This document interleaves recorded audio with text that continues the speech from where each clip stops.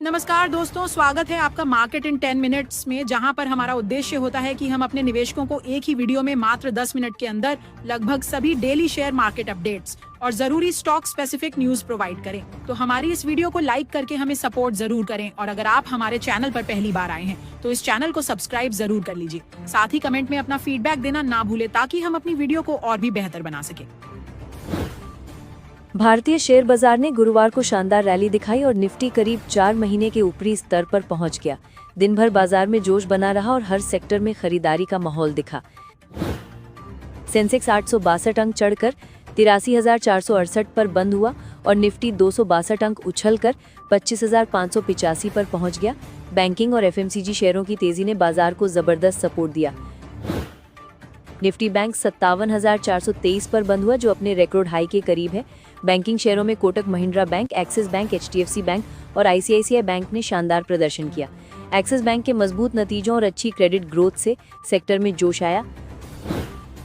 RBL bank भी fund raising की खबर से 2% ऊपर बंद हुआ। दूसरी तरफ रियलिटी और एफएमसीजी इंडेक्स में 2% तक की छलांग लगाई। ओबरॉय रियलिटी, डीएलएफ और गोदरेज प्रॉपर्टीज में लगातार दूसरे दिन खरीदारी देखने को मिली। एफएमसीजी सेक्टर में नेस्ले इंडिया सबसे बड़ा गेनर रहा। कंपनी के मजबूत तिमाही नतीजों के बाद शेयर 4% बढ़ा। वहीं टाइटन में दिवाली से पहले ज्वेलरी डिमांड बढ़ने की उम्मीद से 3% की तेजी आई। हालांकि कुछ शेयरों में मुनाफा वसूली दिखी। इटर्नल लिमिटेड 3% टूटा और केईआई इंडस्ट्रीज 6% गिर गया क्योंकि कंपनी ने सानन प्लांट की कमिश्निंग में देरी की बात कही। बीमा सेक्टर के स्टॉक्स कमजोर रहे। एचडीएफसी लाइफ और मैक्स फाइनेंशियल 3 से 4% तक गिरे क्योंकि इनके नतीजे उम्मीदों पर खरे नहीं उतरे। रिलायंस इंडस्ट्रीज का शेयर 2% बढ़कर निफ्टी का टॉप कंट्रीब्यूटर बना। कंपनी के तिमाही नतीजे शुक्रवार को आने हैं, जिससे बाजार में पॉजिटिव सेंटिमेंट बना हुआ है। मार्केट में एडवांस डिक्लाइन रेशियो 3-2 रहा, यानी बढ़ने वाले शेयरों की संख्या गिरने वालों से ज्यादा रही। कुल मिलाकर बैंकिंग, रियलिटी और एफएमसीजी की तेजी ने माहौल को पॉजिटिव रखा। विदेशी निवेशकों की वापसी ने बाजार को ताकत दी। 16 अक्टूबर को एफआईआई ने करीब 68 करोड़ रुपए और डीआईआई ने 4,650 करोड़ रुपए की खरीदारी की, जिससे लिक्विडिटी और वैल्यूएशन को सपोर्ट मिला। ग्लोबल मार्केट से भी पॉजिटिव संकेत मिले। एशियाई बाजारों में साउथ कोरिया का कॉस्पी, जापान का निकी 225 और चाइना का शंघाई कॉम्पोजिट सभी हरे निशान में रहे। मेहता इक्विटीज के प्रशांत टापसे के मुताबिक फेड की रेट कट उम्मीदें, ग्लोबल पॉजिटिव सेंटिमेंट और आईएमएफ द्वारा भारत की जीडीपी ग्रोथ फोरकास्ट 6.6% करने से दिवाली से पहले बाजार में बुलिश माहौल है। भारत और अमेरिका के बीच संभावित ट्रेड डील को लेकर भी निवेशकों में उत्साह है। Commerce secretary Rajesh Agarwal America में एनर्जी ट्रेड पर बातचीत कर रहे हैं, जिससे दोनों देशों के बीच रिश्ते सुधरने की उम्मीद बढ़ी है। जियोजेट इन्वेस्टमेंट्स के वी के विजय कुमार के अनुसार अमेरिका भारत के बीच तनाव कम हुआ है और आने वाले हफ्तों में ट्रेड डील की संभावना दिखाई दे रही है। फॉरेक्स मार्केट में रुपए ने भी मजबूती दिखाई। रुपया 40 पैसे मजबूत होकर 87.68 रुपए प्रति डॉलर पर पहुंच गया। घटती तेल कीमतें, मजबूत इक्विटी मार्केट और आरबीआई के सपोर्टिव कदमों से रुपए को सहारा मिला। भारत और कनाडा के रिश्तों में धीरे धीरे सुधार देखने को मिल रहा है, लेकिन इस साल दोनों देशों के बीच फ्री ट्रेड अग्रीमेंट यानी एफटीए पर बातचीत फिर से शुरू होने की संभावना बहुत कम है। फिलहाल भारत का फोकस अमेरिका, यूरोपीय संघ और कुछ अन्य देशों के साथ चल रही व्यापारिक वार्ताओं पर है। वाणिज्य मंत्रालय इस समय न्यूजीलैंड, पेरू, चिली, ओमान और कतर के साथ एफटीए वार्ताओं को फाइनल करने में लगा हुआ है, इसलिए कनाडा इस वक्त भारत की प्राथमिकता सूची में नहीं है। मंत्रालय के मुताबिक व्यापारिक रिश्तों में सुधार दिख रहा है, लेकिन एफटीए जैसी डील के लिए समय और संसाधनों की जरूरत होती है। हाल ही में 13 अक्टूबर को हुई एक बैठक के बाद भारत और कनाडा ने मंत्री स्तरीय व्यापार और निवेश वार्ताओं को फिर से शुरू करने की सहमति जताई है। इसके अलावा दोनों देशों ने कृषि, तकनीकी, आर्टिफिशियल इंटेलिजेंस, क्रिटिकल मिनरल्स और एनर्जी जैसे क्षेत्रों में सहयोग बढ़ाने की दिशा में काम करने की बात कही है। आईटी सेक्टर की दिग्गज कंपनी इन्फोसिस ने सितंबर तिमाही में उम्मीद से बेहतर नतीजे पेश किए हैं। कंपनी का नेट प्रॉफिट तिमाही दर तिमाही 6% बढ़कर 7,365 करोड़ रुपए रहा, जबकि रेवेन्यू 44,990 करोड़ रुपए तक पहुंच गया। कंपनी ने वित्त वर्ष 2026 के लिए रेवेन्यू ग्रोथ गाइडेंस 2 से 3% तक बढ़ाया है। लगातार दूसरी तिमाही में इन्फोसिस ने मार्जिन और डॉलर रेवेन्यू दोनों में सुधार दिखाया है। कंपनी ने 310 करोड़ डॉलर की नई बड़ी डील्स हासिल की। शेयर होल्डर्स के लिए बड़ी खुशखबरी ये रही कि इन्फोसिस ने पिछले 10 साल का सबसे बड़ा ₹23 प्रति शेयर का अंतरिम डिविडेंड घोषित किया है। इसकी वजह से कंपनी के शेयरों में पॉजिटिव सेंटिमेंट देखने को मिल सकता है और पूरे आईटी सेक्टर में भी भरोसा बढ़ा है।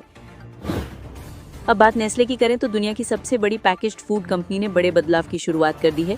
कंपनी ने 16,000 नौकरियां खत्म करने का ऐलान किया है, जो इसके कुल कर्मचारियों का करीब 6% है। नए सीईओ फिलिप नवारथिल ने निवेशकों का भरोसा वापस पाने और लागत घटाने के लिए ये बड़ा कदम उठाया है। नेस्ले ने अपने कॉस्ट सेविंग टारगेट को 2.5 अरब स्विस फ्रैंक से बढ़ाकर 3 अरब स्विस फ्रैंक कर दिया है, जिसे 2027 के अंत तक हासिल करने की योजना है।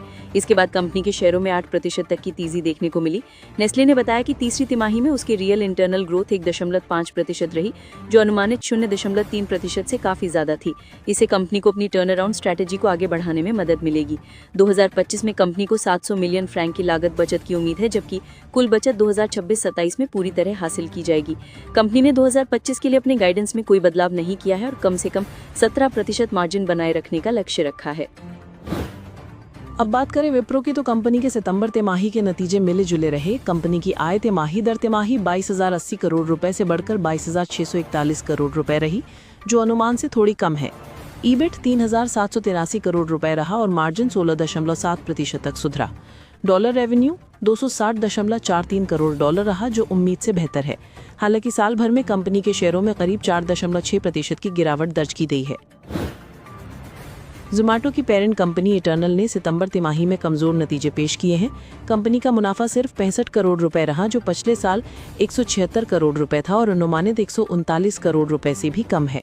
हालांकि कमाई में तेज उछाल देखने को मिला। रेवेन्यू 13,990 करोड़ रुपए तक पहुंच गया, जो पिछले साल के मुकाबले 2 गुना है। ईबिटा मार्जिन 1.8% रहा, जो पहले से काफी नीचे है। ज़ोमैटो के क्विक कॉमर्स बिजनेस ने शानदार ग्रोथ दिखाई और इसकी कमाई 1,156 करोड़ रुपए से बढ़कर 9,891 करोड़ रुपए हो गई। वहीं B2B सेगमेंट में गिरावट रही और फूड डिलीवरी सेगमेंट में सुधार देखा गया। LTM माइंडट्री ने दूसरी तिमाही में शानदार नतीजे पेश किए हैं। कंपनी का मुनाफा 10% से ज्यादा बढ़कर 1,381 करोड़ रुपए पहुंच गया है, जबकि आय में भी करीब 6% की बढ़त रही।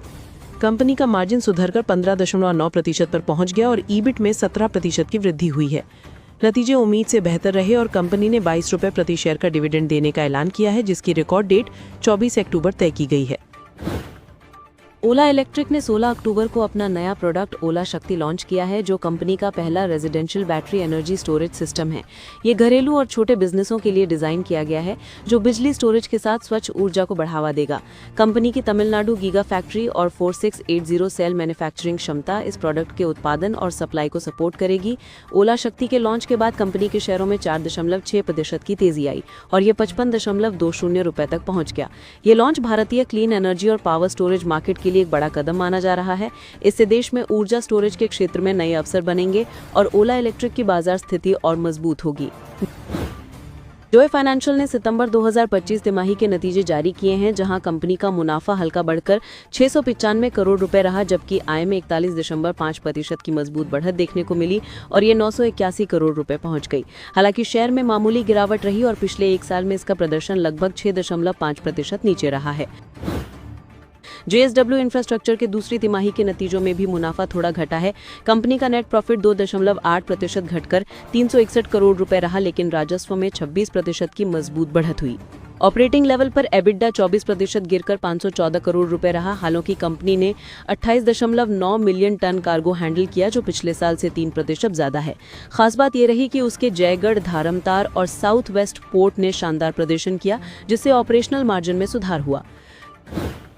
रैलिस इंडिया ने अपनी तिमाही नतीजे जारी किए हैं, जहां कंपनी का मुनाफा 4% बढ़कर 102 करोड़ रुपए तक पहुंच गया, जबकि आय में करीब 7% की गिरावट आई। कंपनी का एबिटडा भी थोड़ा घटकर 154 करोड़ रुपए रहा, लेकिन मार्जिन लगभग स्थिर रहा। खर्चों में 7% की कमी और टैक्स में राहत ने कंपनी को सपोर्ट दिया। नतीजों से पहले स्टॉक 284 रुपए पर बंद हुआ था, जो साल की ऊपरी स्तर 386 रुपए से काफी नीचे है। एंजल वन ने 17 नवंबर से अपने ब्रोकरेज चार्ज बढ़ाने की घोषणा की है। कंपनी का कहना है कि इस कदम से वो अपनी टेक्नोलॉजी और सिक्योरिटी सिस्टम में ज्यादा निवेश कर पाएगी, ताकि ग्राहकों को एक बेहतर और सुरक्षित ट्रेडिंग प्लेटफॉर्म मिल सके। अब अगर आप शेयर खरीदकर कुछ दिनों या महीनों तक रखते हैं यानी डिलीवरी ट्रेड करते हैं तो उस पर ब्रोकरेज 20 रुपए या 0.1% जो भी कम हो लगेगा। वहीं इंट्राडे ट्रेडिंग पर भी यही चार्ज रहेगा। पहले ये दर 0.03% थी और मिनिमम चार्ज अब 2 रुपए से बढ़ाकर 5 रुपए कर दिया गया है। ये बदलाव खासकर छोटे निवेशकों और ट्रेडर्स को थोड़ा प्रभावित करेगा क्योंकि उनकी ट्रेडिंग लागत पहले की तुलना में बढ़ जाएगी। हालांकि कंपनी ने ये साफ किया है कि किसी भी ऑर्डर पर अधिकतम ब्रोकरेज 20 रुपए से ज्यादा नहीं लिया जाएगा। वेदांता ग्रुप ने जयप्रकाश एसोसिएट्स को खरीदने के लिए 17,000 करोड़ रुपए की सबसे ऊंची बोली लगाई है। अगर ये डील फाइनल होती है तो वेदांता को जेपी ग्रीन्स, विश टाउन और जेपी स्पोर्ट्स सिटी जैसी प्रॉपर्टीज के साथ पावर, सीमेंट और रियल एस्टेट सेक्टर में बड़ी मौजूदगी मिल जाएगी। कंपटीशन कमीशन ऑफ इंडिया पहले ही इस डील को मंजूरी दे चुका है, लेकिन जेपी स्पोर्ट्स सिटी की जमीन पर येदा के साथ चल रहे विवाद के कारण मामला अभी सुप्रीम कोर्ट में है। अगर फैसला जेपी के पक्ष में आता है तो वेदांता को अतिरिक्त मुआवजा देना पड़ सकता है। वेदांता के इस कदम को उसके डाइवर्सिफिकेशन और कर्ज घटाने की रणनीति का हिस्सा माना जा रहा है। फिच रेटिंग्स के मुताबिक वेदांता रिसोर्सेज का कर्ज वित्त वर्ष 2022 में 9 अरब डॉलर से घटकर वित्त वर्ष 2025 में करीब 5 अरब डॉलर रह गया है। साइंट लिमिटेड के दूसरी तिमाही के नतीजे कमजोर रहे हैं। कंपनी का मुनाफा 179 करोड़ से घटकर 127.5 करोड़ रुपए रह गया है और राजस्व 1,849 करोड़ से घटकर 1,781 करोड़ रुपए रह गया है। ईबिडा 289 करोड़ से घटकर 219 करोड़ रुपए और मार्जिन 16% से घटकर 12.3% रह गया है। हालांकि नतीजों से पहले कंपनी के शेयरों में बढ़त देखने को मिली और स्टॉक 53 रुपए 90 पैसे बढ़कर 1,179 रुपए 90 पैसे पर बंद हुआ। कंपनी का मार्केट कैप 13,000 करोड़ से ज्यादा है और ये BSE 500 इंडेक्स का हिस्सा है।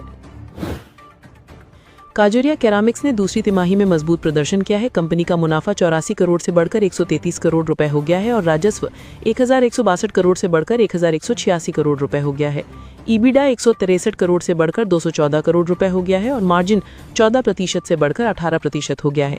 कंपनी ने वित्त वर्ष 2026 के लिए 8 रुपए प्रति शेयर का अंतरिम डिविडेंड घोषित किया है। काजरिया ने पिछले 1 साल में कई बार डिविडेंड दिया है, जो निवेशकों के भरोसे को दिखाता है। एक्सपर्ट्स का मानना है कि कंस्ट्रक्शन सेक्टर की मजबूत मांग और बेहतर ऑपरेशनल एफिशिएंसी से कंपनी की ग्रोथ जारी रह सकती है। इंडियन बैंक ने दूसरी तिमाही के मजबूत नतीजे पेश किए हैं। बैंक का मुनाफा 2,706 करोड़ से बढ़कर 3,018 करोड़ रुपए हो गया है। ग्रॉस एनपीए घटकर 2.6% और नेट एनपीए घटकर 0.16% रह गया है। बैंक की नेट इंटरेस्ट इनकम 6,194 करोड़ से बढ़कर 6,551 करोड़ रुपए हो गई है, जो बेहतर लोन ग्रोथ और एसेट क्वालिटी को दर्शाता है। हालांकि प्रोविजनिंग खर्च थोड़ा बढ़ा है, लेकिन बैंक की वित्तीय स्थिति मजबूत बनी हुई है। विशेषज्ञों के अनुसार बैंक के मजबूत पोर्टफोलियो और रिस्क मैनेजमेंट से भविष्य में और बेहतर नतीजे आने की उम्मीद है। इंडियन ओवरसीज बैंक ने भी शानदार तिमाही नतीजे पेश किए हैं। बैंक का मुनाफा 777 करोड़ से बढ़कर 1,226 करोड़ रुपए हो गया है। ग्रॉस एनपीए घटकर 1.83% और नेट एनपीए 0.28% हो गया है। नेट इंटरेस्ट इनकम 2,537 करोड़ से बढ़कर 3,059 करोड़ रुपए हो गई है। बैंक के प्रोविजनिंग खर्च में कमी आई है, जिससे वित्तीय स्थिति में सुधार हुआ है। नतीजों के बाद शेयरों में तेजी आई और निवेशकों का भरोसा बढ़ा है। ये सुधार बैंक की क्रेडिट क्वालिटी और मजबूत प्रबंधन का परिणाम है। अमेरिका के पूर्व राष्ट्रपति डोनाल्ड ट्रंप के नए बयानों से ग्लोबल मार्केट में फिर से हलचल मच सकती है। उन्होंने कहा है कि जो भी देश ब्रिक्स ग्रुप में शामिल होंगे उन पर अमेरिका अतिरिक्त टैरिफ लगाएगा। इससे भारत और चीन जैसे देशों पर दबाव बढ़ सकता है, क्योंकि वे ब्रिक्स के प्रमुख सदस्य हैं। ट्रंप पहले भी भारत और चीन पर कई बार भारी टैरिफ लगा चुके हैं, जिससे स्टॉक मार्केट में गिरावट आई थी। एक्सपर्ट्स का कहना है कि अगर ऐसा हुआ तो आने वाले दिनों में मार्केट को बड़ा झटका लग सकता है। स्वराज इंजन्स ने सितंबर तिमाही में 9% की बढ़त के साथ 49.68 करोड़ रुपए का मुनाफा दर्ज किया है, जो ट्रैक्टर इंजन सेगमेंट में बढ़ती मांग को दर्शाता है। कंपनी की वित्तीय स्थिति मजबूत बनी हुई है और ऑटो सेक्टर में रिकवरी से इसे फायदा मिल सकता है। जी एंटरटेनमेंट के नतीजे कमजोर रहे हैं। कंपनी का नेट प्रॉफिट 63% गिरकर 76 करोड़ रुपए पर आ गया, जबकि पिछले साल इसी तिमाही में ये 209 करोड़ रुपए था। कंपनी पर बढ़ते खर्च और कंटेंट कॉस्ट का असर दिखा है। पंजाब एंड सिंध बैंक ने इस तिमाही में बेहतर प्रदर्शन किया, जहां मुनाफा 240 करोड़ रुपए से बढ़कर 295 करोड़ रुपए तक पहुंचा। बैंक की नेट इंटरेस्ट इनकम यानी ब्याज से होने वाली आमदनी भी बढ़कर 950 करोड़ रुपए रही, जो इसके स्थिर ग्रोथ का संकेत है। सरकारी कंपनी BEML लिमिटेड ने रक्षा और एरोस्पेस सेक्टर में अपनी स्थिति मजबूत करने के लिए KINECO लिमिटेड के साथ साझेदारी की है। ये डील दोनों कंपनियों के बीच तकनीकी सहयोग और प्रोडक्शन क्षमता को बढ़ाने की दिशा में एक अहम कदम मानी जा रही है। मेट्रो ब्रांड्स ने सितंबर तिमाही में हल्की गिरावट दर्ज की, जहां मुनाफा 4% घटकर 69 करोड़ रुपए रहा। हालांकि कंपनी की आय 11% बढ़कर 551 करोड़ रुपए पर पहुंच गई, जो दर्शाता है कि बिक्री में सुधार के बावजूद मार्जिन पर थोड़ा दबाव बना हुआ है। भारत अब दक्षिण अमेरिकी देशों के साथ अपने व्यापार को बढ़ाने की दिशा में काम कर रहा है। सरकार फिलहाल ब्राजील के नेतृत्व वाले ट्रेड ग्रुप MERCOUS के साथ मौजूदा प्रेफरेंशियल ट्रेड एग्रीमेंट यानी PTA के विस्तार पर विचार कर रही है, जिससे दोनों पक्षों के बीच अधिक टैरिफ लाइनों पर व्यापार हो सके। भारत और MERCOUS के बीच यह समझौता 2004 से लागू है और अब इसे 450 टैरिफ लाइनों से बढ़ाकर लगभग 4000 करने की योजना है। इससे भारत को नए बाजार मिलेंगे और दक्षिण अमेरिकी देशों को भारत जैसा स्थिर और बड़ा उपभोक्ता बाजार मिलेगा। दक्षिण अमेरिकी ब्लॉक के ये देश अपनी कुल अर्थव्यवस्था का 67% हिस्सा रखते हैं, जिनकी संयुक्त GDP करीब $2.94 ट्रिलियन है। भारत के लिए ये क्षेत्र निर्यात बढ़ाने और वैश्विक आर्थिक संतुलन बनाने का बड़ा अवसर साबित हो सकता है। CIE ऑटोमोटिव ने सितंबर तिमाही में 9.6% की बढ़त के साथ 214 करोड़ रुपए का शुद्ध लाभ दर्ज किया, जबकि उनके कुल आय बढ़कर 2371 करोड़ रुपए हो गई। एबिडा भी बढ़ा और 355 करोड़ रुपए पहुंचा, लेकिन मार्जिन थोड़ा घटकर 15% रहा, जो बताता है कि कंपनी की लागत में थोड़ा दबाव रहा है। अमेरिका में गौतम अदानी और उनके समूह के खिलाफ चल रहे मुकदमे में अस्थायी विराम लग गया है। ये इसलिए हुआ क्योंकि अमेरिकी सरकारी कामकाज बंद होने की वजह से केस देखने वाले वकील उपलब्ध नहीं थे। इस खबर के बाद अडानी समूह के प्रमुख कंपनियों के शेयरों में हल्की तेजी आई और निवेशकों को कुछ राहत मिली है। साउथ इंडियन बैंक ने भी बेहतरीन रिजल्ट दिया। टोटल इनकम 247 करोड़ रुपए पर रही और नेट प्रॉफिट 351 करोड़ तक पहुंचा। ग्रॉस NPA 4.40% से घटकर 2.93% और नेट NPA 1.31% से घटकर 0.56% हो गया। बैंक की ये परफॉर्मेंस निवेशकों के लिए भरोसेमंद है। BLS इंटरनेशनल ने हाल ही में सरकार से नया कॉन्ट्रैक्ट मिला, जिसके कारण शेयर लगभग 20% गिरने के बाद 14% तेजी के साथ रिकवर कर चुका है। निवेशकों के लिए ये पॉजिटिव सिग्नल है और कल भी अच्छा रिएक्शन देखने को मिल सकता है। KPIT ने N-Dream कंपनी में मेजॉरिटी स्टेक खरीदा है। ये कदम कंपनी की बैलेंस शीट मजबूत करेगा और डिजिटल एक्सपीरियंस में वृद्धि करेगा। पिछले कुछ क्वार्टर में शेयर की परफॉर्मेंस कमजोर रही, लेकिन ये निवेशकों के लिए रिकवरी का संकेत है। HDB फाइनेंशियल सर्विसेज की हालिया रिजल्ट थोड़ी कमजोर रही, लेकिन MKI ग्लोबल फाइनेंस ने शेयर को बाय रेटिंग दी है और 850 रुपए का टारगेट दिया है। ये शेयर कल थोड़ी तेजी दिखा सकता है। मोतीलाल ओसवाल ने दिवाली 2025 के लिए कुछ स्टॉक्स पिक किए हैं। इसमें SBI को 1000 रुपए का टारगेट, महिंद्रा एंड महिंद्रा को 491 रुपए, BE इलेक्ट्रॉनिक्स को 490 रुपए, SWGI को 550 रुपए और मैक्स फाइनेंस को 2000 रुपए का टारगेट दिया गया है। अन्य ब्रोकरेज पिक्स में आनंद राज को 800 रुपए, WT टाइम ट्रांसफॉर्मर को 9000 रुपए, श्री फाइनेंस को 3000 रुपए, CDSL को 1850 रुपए, इंडियन होटल्स यानी टाटा ग्रुप को 900 रुपए का टारगेट दिया है। FDC को 600 रुपए, महिंद्रा एंड महिंद्रा को 3900 रुपए, बॉम्बे BMA ट्रेडिंग कॉर्पोरेशन को 3207 रुपए, OFSS को 10786 रुपए और हिंदुस्तान जिंक को 550 रुपए का 1 साल का टारगेट दिया गया है। टाटा मोटर्स के नाम में बड़ा बदलाव आने वाला है। नेशनल स्टॉक एक्सचेंज ने कंपनी के नाम बदलने को हरी झंडी दे दी है और 24 अक्टूबर 2025 से इसका नया नाम Tata Motors passenger vehicles limited होगा।